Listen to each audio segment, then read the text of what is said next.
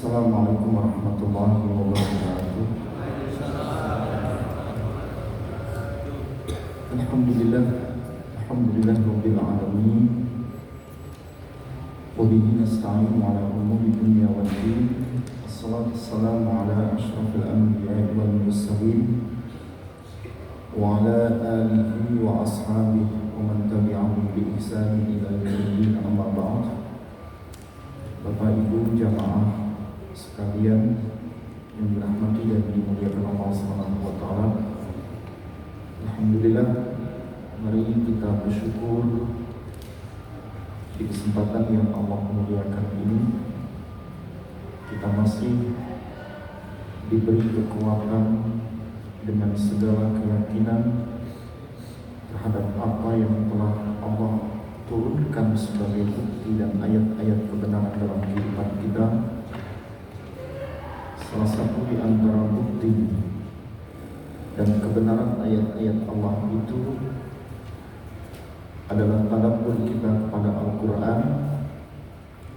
Bagaimana kita mengambil hikmah, pelajaran yang ada dan terungkap di balik kemuliaan ayat-ayat Allah untuk hikmah dan bekal dalam kehidupan kita.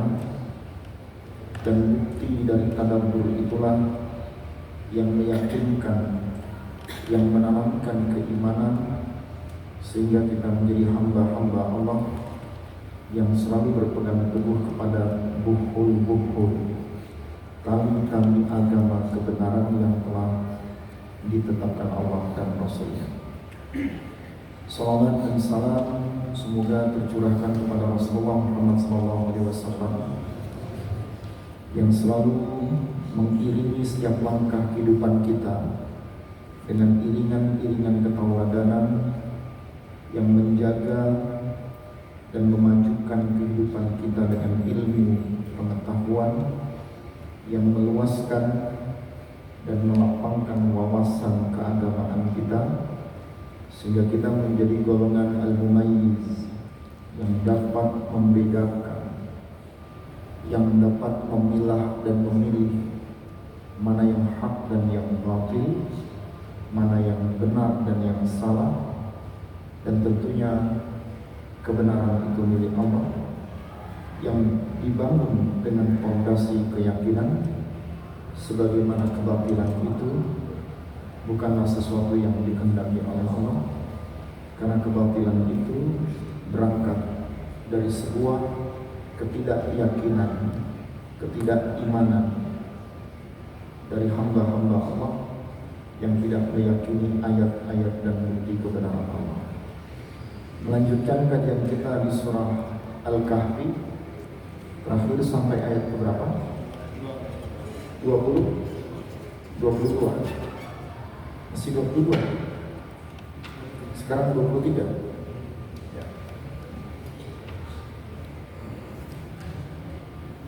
Di ayat yang ke-22 Allah Subhanahu wa taala meyakinkan kepada kita tentang al-maudi, kedudukan, al-manzilah, ya, tempat, kondisi, situasi, keadaan saat golongan-golongan orang-orang baik yang diperjalankan oleh Allah dengan keyakinan atas kebaikan.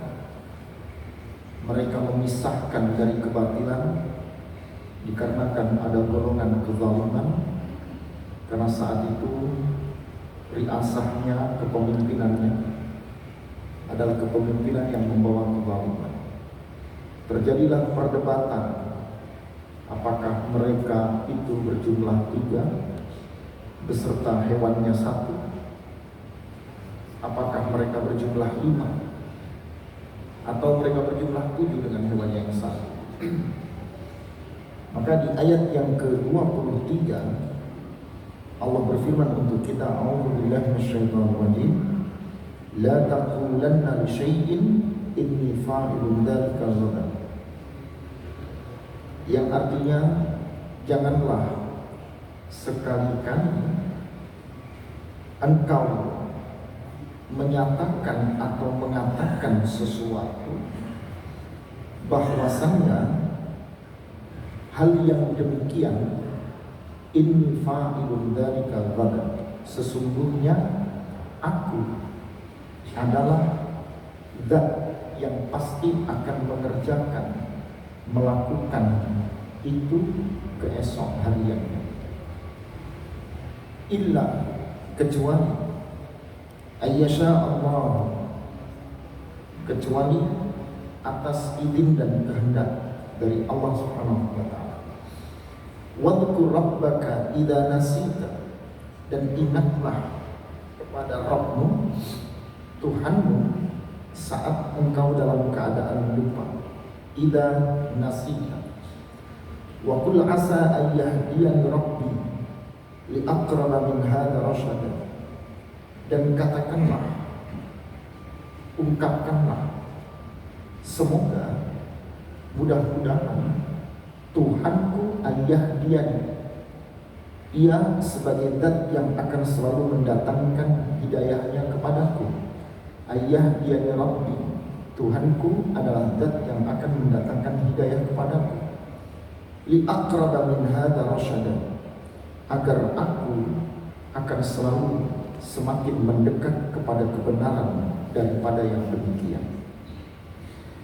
Bapak Ibu sekalian yang dirahmati dan dimuliakan Allah Subhanahu wa taala, ayat ini menerangkan kepada kita sebuah pintu yang memahamkan kepada kita tentang sebuah keyakinan.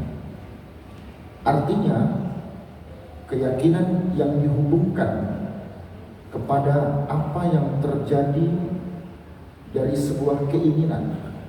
Ada al-azm, ada keinginan kuat yang tentunya itu akan dilakukan apabila Allah memiliki kehendak. Insya Allah, jikalau Allah berkehendak. Salah satu tafsir Al-Muyassar menyebutkan, la taqulanna li amrin azamta alaihi inni sa'af'aluhu ghadan illa idza qarantahu bil masyiah. Jadi jangan pernah kita akan melakukan sesuatu ya, dengan cara yang kita punya, kecuali ada al-muqaranah, ada qarib, ada sesuatu yang diiringkan, ada sesuatu yang dibersamakan, yaitu insya Allah, yang disebut dengan bimasyiati. Jikalau Allah Subhanahu wa taala memiliki sebuah kehendak terhadap kita. Kemarin kita sudah sampaikan, manusia itu memiliki sesuatu yang ia inginkan, yang itu disebut dengan al-azm.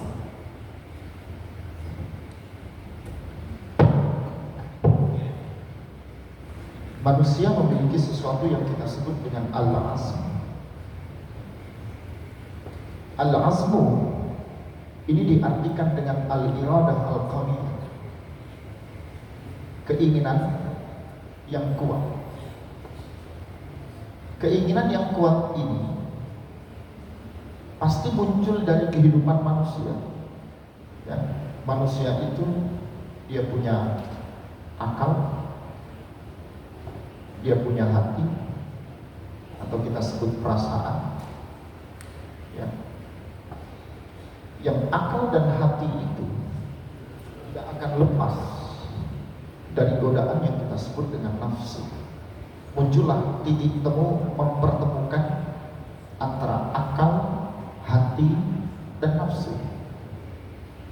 Dari sini kita akan mengatakan, manusia akan mengatakan ini sebagai sesuatu yang pasti.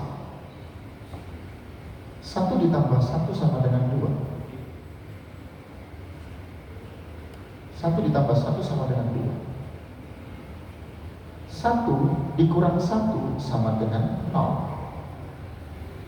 1 dikali 1 sama dengan 1. Betul ya? 1 dibagi 1 sama dengan, ada yang salah?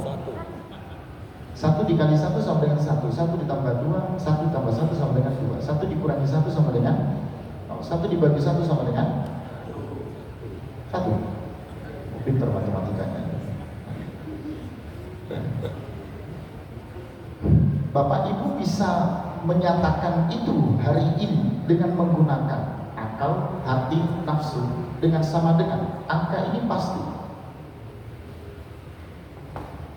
Ya. Sehingga titik temu pasti ini akan sama di sini.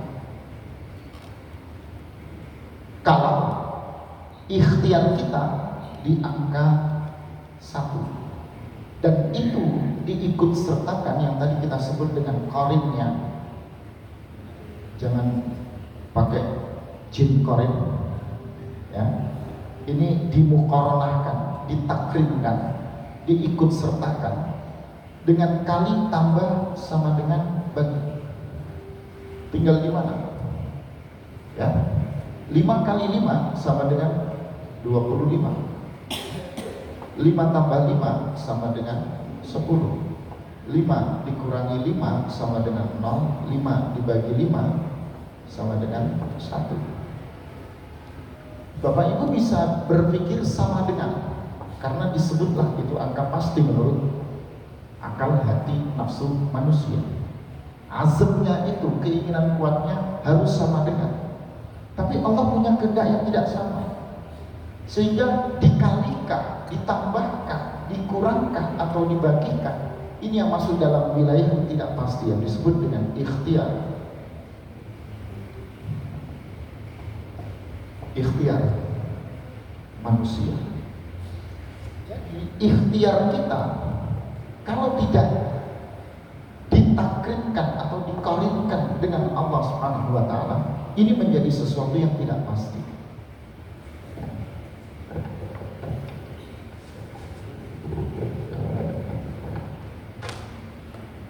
Nah, disitulah Allah menyebutkan wala taqulanna li syai'in inni fa'ilun dzalika ghadan.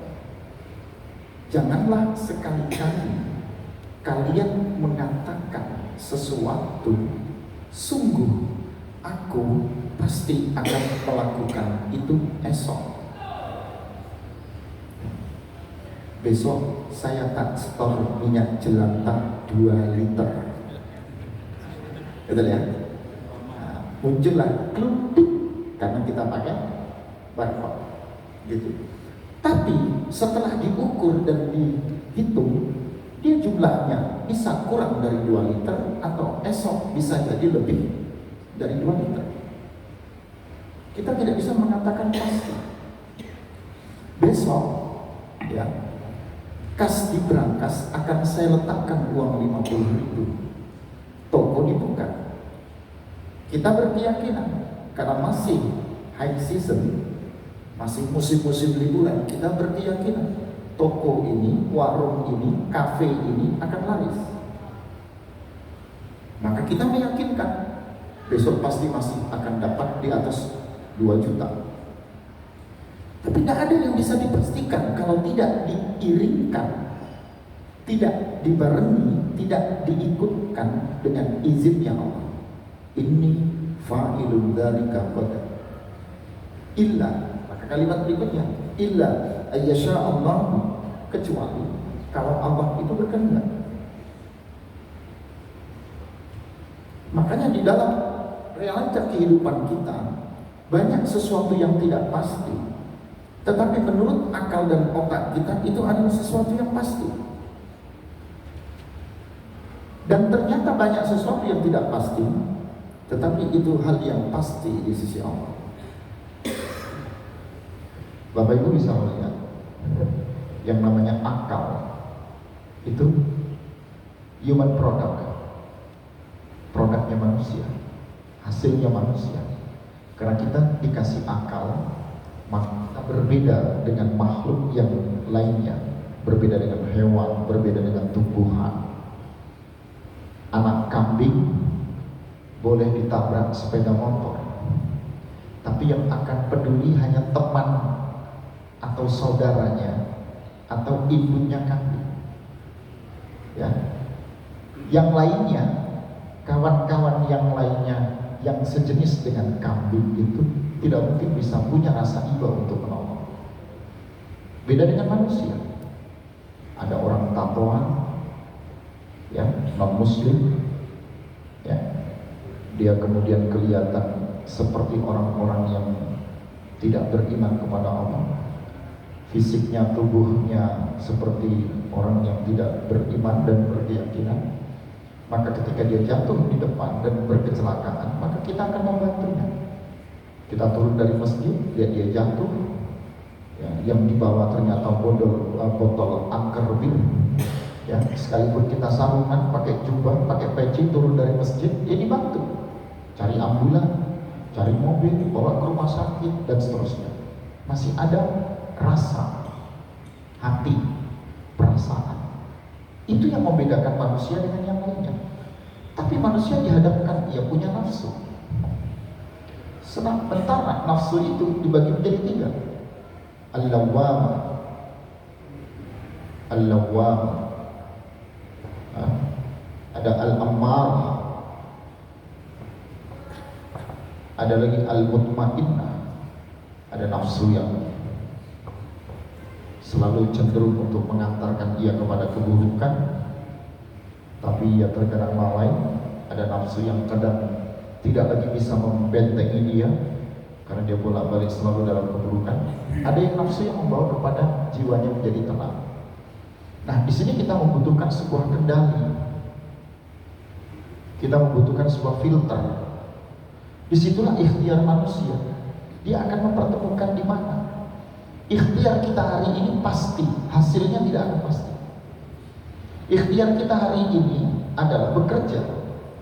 Pasti, besok saya bekerja. Masuk kantor jam 7 pagi.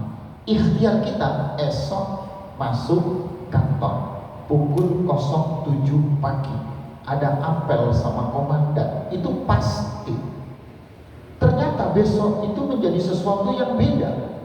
Tetangga meninggal, akhirnya izin ke kantor telat. Tetangga sedang kesusahan, kesulitan. Ikhtiar kita di hari ini yang pasti itu bisa berubah di esok harinya. Nah, makanya di ayat itu menyebutkan illa ayyasha Allah, kecuali jika Allah berkehendak. Pertanyaannya adalah, apakah kita qarinkan ini Allah? Apakah selalu kita barengkan? Apakah selalu kita ajak untuk menjadi sesuatu yang selalu mengiringi perbuatan dan amaliyah yang kita lakukan? Nah, banyak sesuatu yang dalam posisi hari ini kita berada di luar itu. Pernahkah Bapak Ibu berpikir esok itu hujan atau tidak? Esok itu panas atau tidak? Esok itu kalau kita berprofesi sebagai pengguna jasa, esok itu dapat income atau tidak? Tidak ada yang bisa memastikan itu.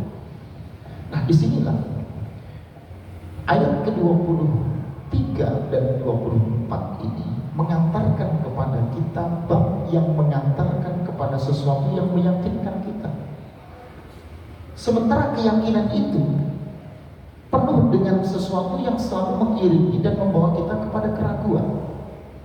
Ustaz, saya datangkan bantuan. Apa itu? Reseller. Apa itu? Minyak jelantah. Kira-kira itu dalam teorinya Ustaz, itu setiap hari akan masuk 10 liter, mungkin 50 liter, mungkin 100 liter. Ikhtiar. Hasilnya seperti apa? Tidak ada yang tahu. Tapi pernahkah kita mengikhtiarkan ini untuk kita karanahkan, kita hubungkan, kita sambungkan, ya, ini dengan Allah Subhanahu wa Ta'ala. Makanya ayat berikutnya menyebutkan, ya, wadhkur rabbaka idza nasita, dan ingatlah Tuhanmu, ingatlah Rabbmu di saat engkau dalam keadaan lupa. Pertanyaan kita, sejauh mana kita ini ingat kepada Allah? Pertanyaan untuk kita adalah, sejauh mana Allah itu membersamai kita? Kalau qarin ini diartikan teman, sahabat, kerabat yang selalu mengiringi dan menemani, yang selalu membersamai dan membarengi kita. Pertanyaannya adalah, sejauh mana pintu hidayah yang Allah turunkan dan Allah berkahkan untuk kita itu membersamai kita. Masuk masjid itu ada doanya. Ya Allah, ya Tuhan kami, bukakanlah pintu rahmat-Mu untukku. Ya Allah, ya Tuhan kami, bukakanlah pintu kasih sayang-Mu untuk. Setiap kita mengucapkan sesuatu, kita akan melakukan basmalah, Bismillahirrahmanirrahim, dengan nama Allah. Ya Allah, ya Tuhanku, Engkaulah zat yang selalu mendatangkan iringan rahmat, rahim, kasih dan sayang-Mu. Itu. Kalau itu tidak diikutkan bersama kita, maka keberadaan kita seperti ketidakadaan kita. Wujuduka ka'adamika. Kalau itu tidak membersamai kita, maka kita ini seperti bukan kita. Kita ini ada, tetapi kita ini bukan seperti kita ini ada. Kita ini seperti tidak ada. Sholat di masjid, ngaji di masjid, tapi ditanya, imam tadi rakaat pertama baca apa? Apa ya Pak ya? Lupa. Rakaat kedua, sama, lupa. Ustaz tadi ngaji apa? Ya lupa. Pokoknya itu Pak, berikhtiar sama 1 tambah 1. Itu yang diingat. Berarti keberadaan kita itu seperti ketidakadaan kita. Tapi ketika Bapak Ibu menghadirkan Allah, ada ihbarul qalbi lillah. Kita menghadirkan hati kita itu karena Allah. Bapak Ibu posisinya sakit, demam, greges, capek, pulang dari kantor, kena hujan, kena panas, ya, kena virus dan seterusnya, datang hadir duduk di masjid itu seger. Wajah lelah, ya, susah, ya, kena sentuhan air wudhu, itu muncul semangat baru, semangat hidup. Bapak Ibu lelah, capek, ya, pusing pikiran ini, tensi darah naik, ikut pengajian, itu yang ada naik. Tambah semangat, tambah segar. Itu namanya kita menghadirkan hati kita di hadapan Allah. Nah, kira-kira kalau Bapak Ibu sedang demam, badan tidak enak, pikiran ruwet, perut mules, begitu ya, gitu. Ya, kemudian ada panggilan, Mas Bro, ayo ketemu, ya, dananya sudah saya siapkan 100 juta, 1 miliar, itu langsung sembuh Bro. Betul ya? Langsung sembuh. Ayo bro, hutang saya bayar. Itu langsung sembuh. Kenapa? Karena kita bisa menghadirkan hati kita sesuai dengan kebutuhan kita. Kita sedang butuh uang 100 juta, kita butuh uang 1 miliar. Ayo Mas Bro, datang, ngopi bareng, makan malam bareng, dinner bareng. Ya, ini ada keputusan. Insya Allah anak antum diterima. Insya Allah anak antum nanti kita kasih posisinya di sini. Itu langsung sembuh. Sakit dan susah seperti apapun itu hilang. Langsung sehat. Alhamdulillah, anak akhirnya diterima. Alhamdulillah, anak akhirnya bisa bekerja. Kenapa? Karena kita butuh. Kita menghadirkan hati kita karena kita butuh kepada Allah. Nah, disinilah kalimat ayah yang Rabbi.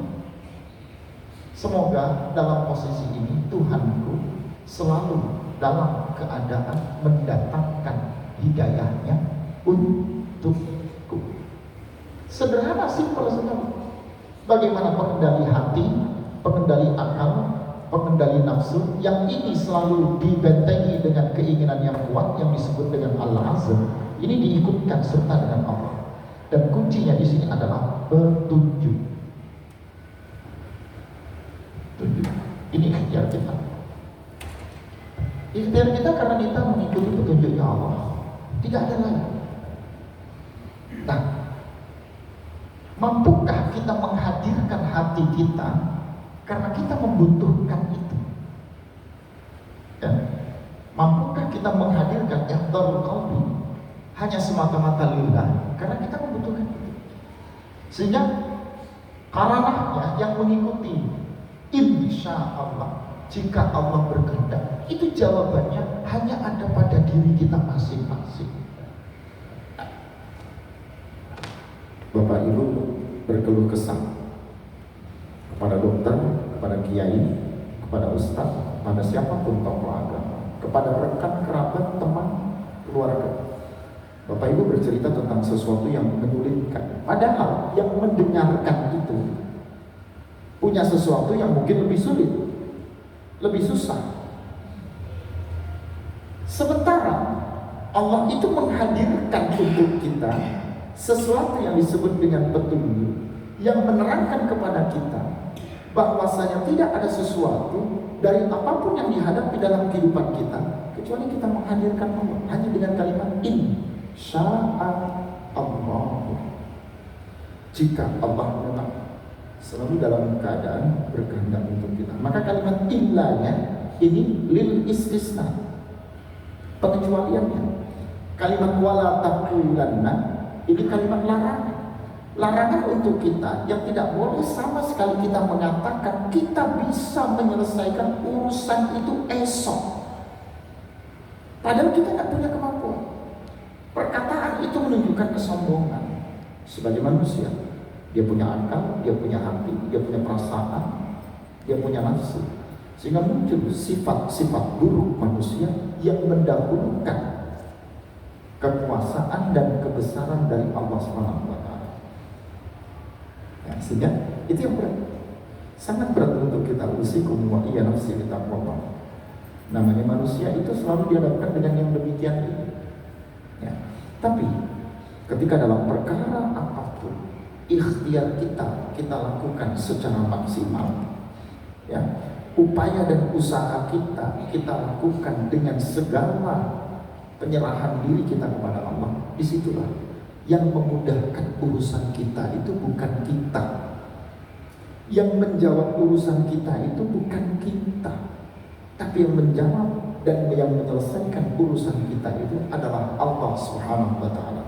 Dan itu dibangun dari husnu ala qatika billah, sejauh mana kebaikan hubungan kita kepada Allah Subhanahu wa Ta'ala, yang dikenal dengan networking. Bapak Ibu tahu ada istilah networking, ya. Orang mau usaha dia harus punya networking, dia harus punya jaringan. Net itu jaring, net. Mau main bulu tangkis itu kan ada net. Working itu kerja. Jadi kalau mau kerja harus punya jaring, dan jaringannya harus sepadan. Gak ada kan bolongan-bolongannya. Netnya bulu tangkis, netnya poli itu satu kecil, satu besar, satu kecil, satu besar. Gak ada. Kalau nanti ditemes, cus, masuk. Padahal bukan masuk, karena ada bolongan yang besar. Maka dalam networking itu bolongannya harus sama, sepadan. Nah, sejauh mana kita bisa membangun hubungan, jaringan dalam dunia ibadah kita kepada Allah yang sepadan, yang sekompak, ya, yang seiring sejalan, yang senafas, itu yang dibutuhkan. Nah, disitulah hubungan kita kepada Allah perlu kita perjelas, perlu kita muhasabah, perlu kita pikirkan apakah dalam kehidupan kita mengawali tahun 2025 itu mendatangkan sesuatu yang baik untuk kita.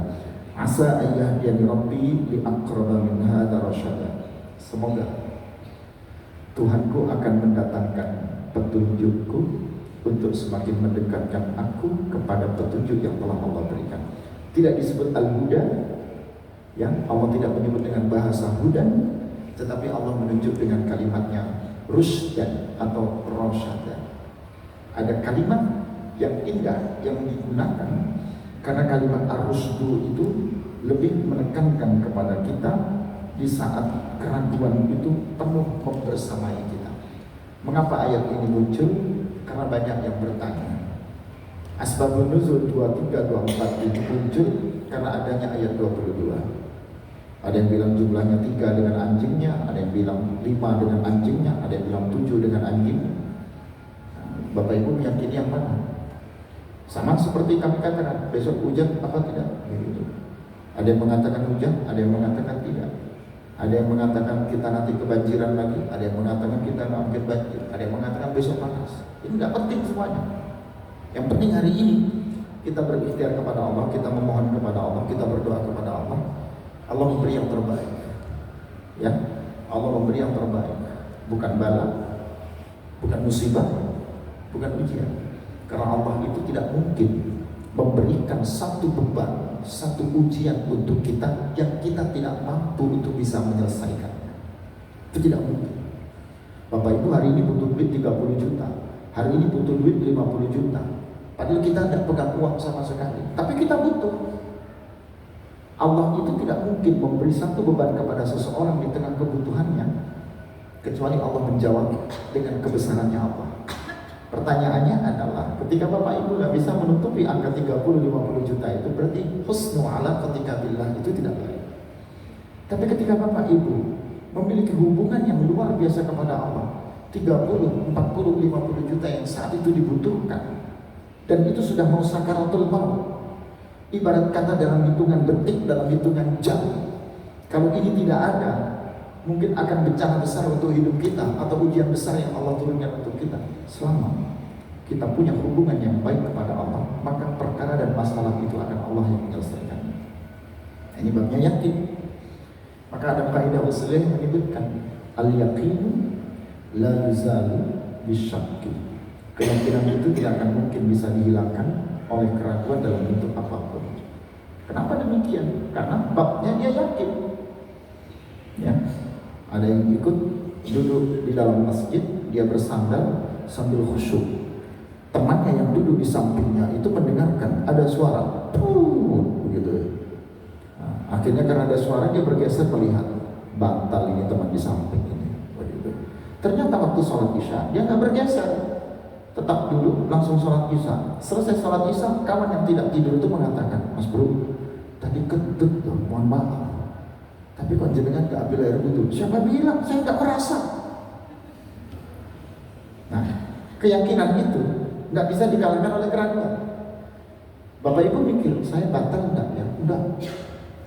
Padahal Bapak Ibu itu sudah batal di posisi itu. Tapi jenengan punya keyakinan, saya gak batal. Nah, keyakinan itu tidak akan menggugurkan sebuah keraguan. Karena kepantepan hati saat itu berada pada keyakinan. Kita kedatangan tamu saat libur panjang kemarin, adik kita yang dari luar kota datang, ya, atau teman kita datang. Karena rumah kita baru, dia nggak tahu kiblatnya ada di mana. Karena tamu ini datang, kita tinggal keluar untuk beli makan. Dia belum sholat. Dilihat ini sajadah menghadapnya ke sana, ya langsung aja dia sholat. Begitu keluarga ini atau teman ini datang, salah sholatnya, bukan menghadap ke selatan. Gitu. Ini kita menghadapnya ke barat, baratnya sebelah sana.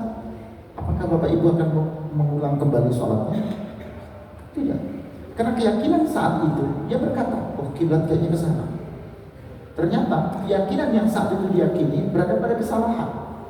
Setelah dia meyakini adanya sebuah kebenaran, tapi keyakinan yang pertama tidak akan menggugurkan adanya keyakinan yang datang yang kedua. Karena di saat ia berangkat dengan keyakinan yang pertama, dia sudah meyakinkan itu, sekalipun itu berada dalam sesuatu yang salah. Nah, cobalah dalam hidup kita memotivasi sesuatu itu dengan husnu ala ketika billah.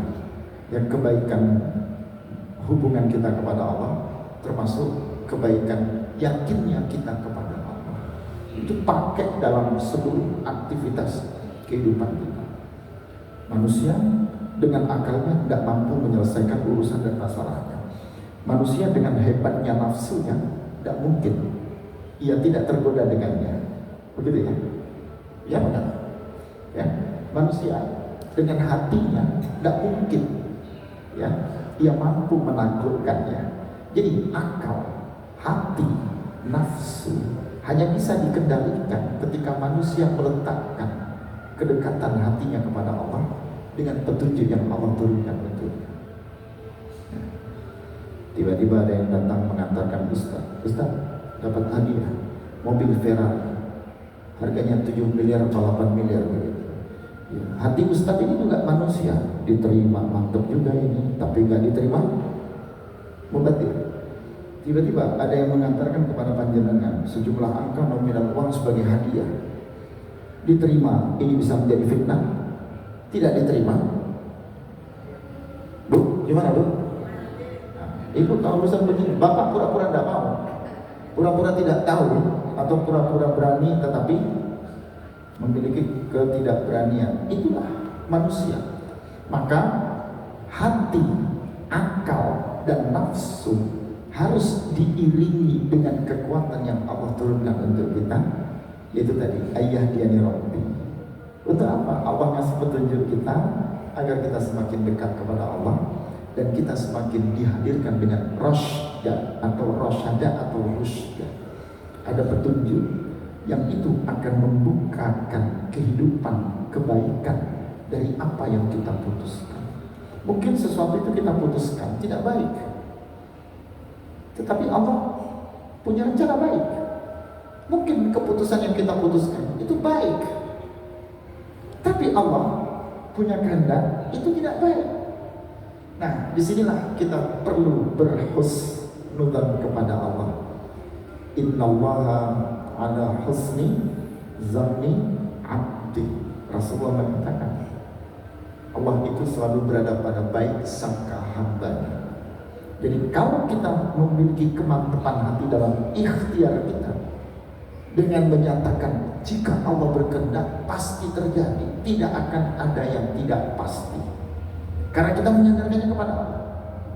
Tapi ketika kepastian itu tidak menjadi sesuatu yang pasti, kita tetap punya keyakinan kepada Allah. Allah mendatangkan pilihan, Allah mendatangkan kehendak, Allah mendatangkan sesuatu yang akan lebih baik di tengah-tengah ketidakpastian yang Allah turunkan untuk kita.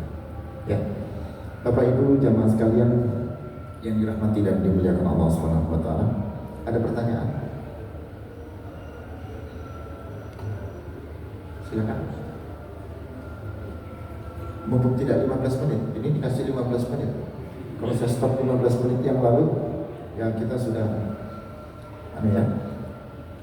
Jadi kesimpulan kita mengawali 2025 di tahun miladiah, mengawali sesuatu yang baru, mengawali penanggalan yang baru, suasana yang baru, bahkan mungkin kebijakan yang baru. Ada kebijakan yang baru 2025? Pajaknya naik tapi zakat tidak naik kan? Gitu ya. Karena 2,5% dari zaman dulu tidak naik-naik. Yang itu apa namanya, jizyah, ya pajak selalu naik-naik. Kita mengawali apapun sesuatu yang baru, semuanya kita kembalikan kepada Allah. Ya, kebaikan yang Allah turunkan untuk kita itu menjadi bagian dari ketetapan yang diikhtiarkan oleh Allah untuk kita. Tidak semua manusia bisa berikhtiar dengan baik. Kalau saya katakan ikhtiar itu pilihan, tidak semua manusia bisa melakukan sesuai dengan pilihan yang dikehendaki oleh Allah dengan baik. Tetapi Allah memiliki ketetapan dari apa yang dipilihkan itu akan mendatangkan sesuatu yang baik. Ya, likulli syai'in zinatun fil wara. Setiap sesuatu itu ada zina, ada penghias, ada sesuatu yang menghiasi. Disebut dengan zana yazinu zina. Ada sesuatu yang menghiasi, berarti ada sesuatu yang istimewa. Ya, Bapak pakai perhiasan. Apa perhiasannya? Cuma dua, batu akik sama jam tangan. Nggak ada yang lain. Kalau ibu-ibu banyak perhiasannya, maka sesuatu itu yang istimewa. Bajunya putih, batu akiknya putih, jam tangannya putih. Bajunya merah muda, batu akiknya juga merah muda, jam tangannya juga merah muda. Tidak ada yang lain. Maka disebut zina, karena itu menghiasi. Kalau itu yang menjadi perhiasan, maka itu menjadi sesuatu yang istimewa. Likulli syai'in zinatun fil wara. Fil wara itu fil insan. Al wara itu artinya manusia. Jadi setiap manusia itu ada sesuatu yang menghiasi. Berarti setiap manusia itu punya kelebihan, sekalipun dia banyak kekurangan.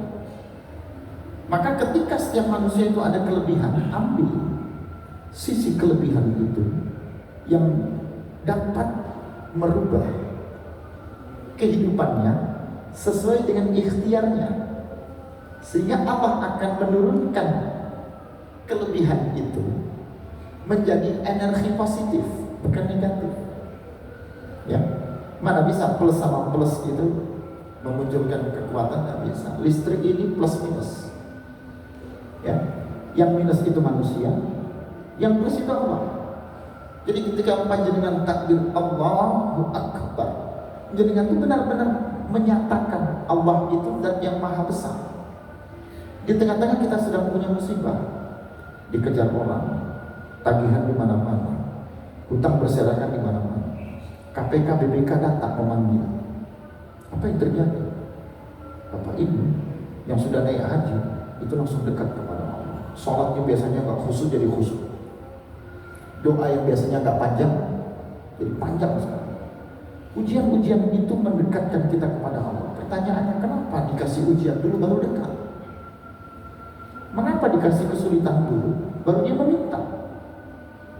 Mengapa ketika manusia itu sedang dalam keadaan tidak diuji, sedang dalam keadaan tidak membutuhkan, dia tidak mendekat kepada Allah? Maka kesimpulan kita, apa yang Allah datangkan dengan segala keraguan itu sebenarnya harus dilawan dengan membangun sebuah keyakinan. Ashabul Kahfi mengatakan jumlahnya 3, 5, 7. Kita yang baca ayat ini bingung, yang benar yang mana? Semuanya benar karena itu anggapan. Tapi itu tidak akan merubah keyakinan. Semua itu kehendak Allah. Ya, mau hari kiamat jadinya tahun berapa? Ya, 2002, 2012, 2022, 2032. Dan ada yang tahu. Silakan berikhtiar. Orang-orang itu mengatakan kiamat itu akan terjadi begitu, tapi tidak merubah keyakinan kita. Kiamat itu ada pada kehendaknya Allah. Besok Bapak Ibu dapat untung berapa? 1 juta, 2 juta, 3 juta, 1 juta, 10 juta, 20 juta. Silakan. Tapi tidak akan merubah keyakinan kita kepada Allah bahwasanya yang mendatangkan rezeki kita ini adalah Allah. Ya, anak kita diterima di mana? Bekerja di mana? Kita akan mengatakan hari ini dia bisa masuk pintu A, B, C, D, pekerjaan A, B, C, D. Silakan. Semua berikhtiar. Tetapi tidak pernah menghilangkan dan membatalkan atau menggagalkan ketauhidan kita kepada Allah. Disitulah ayah diani Rabbi diputuskan biar Allah mendatangkan hidayah. Yang kedua, qarabah, semakin mendekat kepada Allah. Dan yang terakhir, kita tidak akan ditinggalkan oleh Allah karena berpegang Allah yang mendatangkan semua petunjuk, bukan manusia yang membuka petunjuk itu. Ya. Bapak Ibu yang dirahmati dan dimuliakan Allah Subhanahu wa taala, alhamdulillah, mudah-mudahan ini bermanfaat. Semoga Allah selalu mendatangkan dan membuka hati kita semua untuk menjadi pribadi-pribadi yang diterangi hatinya dengan sinar-sinar ketauhidan, karena tidak ada kehidupan yang kita lakukan kecuali modal kita adalah yakin. Bangun modal kita berpolitik, modal kita berkeluarga, modal kita bekerja, modal kita apapun dalam hidup ini hanya satu, dengan bertauhid. Yang kedua, isilah ketauhidan itu dengan siraman kebaikan. Kebaikan itu dari mana? Bermuamalah, berakhlak, beradab. Misi Rasulullah itu hanya akhlak. Misi Rasulullah itu hanya menyempurnakan adab, enggak neko-neko. Misi Allah itu bukan menjadikan kita orang kaya. Misi Allah itu bukan menjadikan kita orang pinter. Enggak. Misi Allah itu dengan Rasulnya sebagai rahmatan lil alamin yang menguatkan akidah, cuma menjadikan kita punya akhlak. Jadi jangan banyak nuntut kepada anak kita, ya, jangan banyak nuntut kepada siapapun karena akhlaknya. Yang ketiga, tidak boleh bosan mencari keilmuan. Karena siapapun yang hari ini berilmu, maka dia melengkapi keimanan atau keyakinannya dengan akhlak yang diajarkan Rasulullah itu. Nah, disitulah posisi kita akan melakukan hal yang benar, berbuat, beramal. Alladzina amanu wa 'amilus shalihat. Amal yang baik itu diyakini dari keyakinan, iman. Iman ini akan sempurna ketika dia punya akhlak, punya adab, dan dia dilengkapi dengan ilmu, berwawasan, berpengetahuan yang menjadikan ia semakin meningkatkan amal perbuatannya karena ada keyakinan. Mari kita awali tahun yang baik ini menjadi tahun-tahun yang bermanfaat dan memberi kemaslahatan untuk kita semua. Ihdinas siratal mustaqim, siratal ladzina an'amta 'alaihim ghairil maghdubi 'alaihim waladdallin. Wa akhiru da'wakum subhanakallahumma wa bihamdik asyhadu an la ilaha illa anta astaghfiruka wa atubu ilaik. Assalamualaikum warahmatullahi wabarakatuh.